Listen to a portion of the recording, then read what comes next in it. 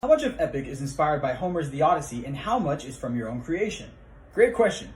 When we look at an adaptation like this, it's important to ask the question, what is the purpose of this piece? We of course want to entertain people and bring people together, but what is this work saying about the world?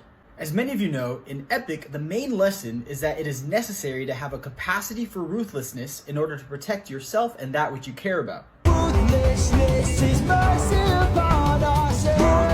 That being said, most of the changes I make from the Odyssey to Epic are to serve that theme and that purpose. Odysseus' character arc is that he slowly learns to embrace ruthlessness in order to get back to his family. In the Odyssey, we don't really see Odysseus ponder the morality of his choices, but in Epic, that's the central focal point. When does a man become a monster?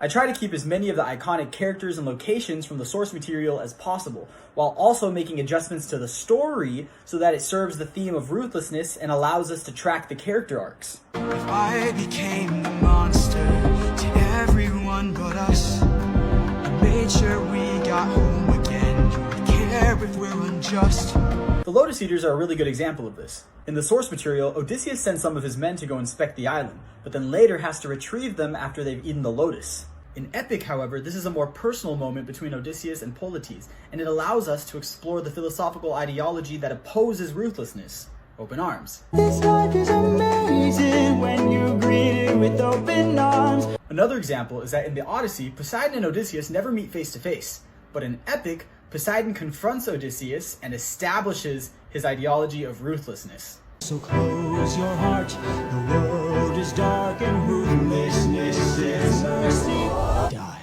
In the Odyssey, Polites is only mentioned like twice if I remember correctly, one of them being on Circe's island. But in Epic, we develop him as a character more so that there are more emotional stakes, especially when we lose him.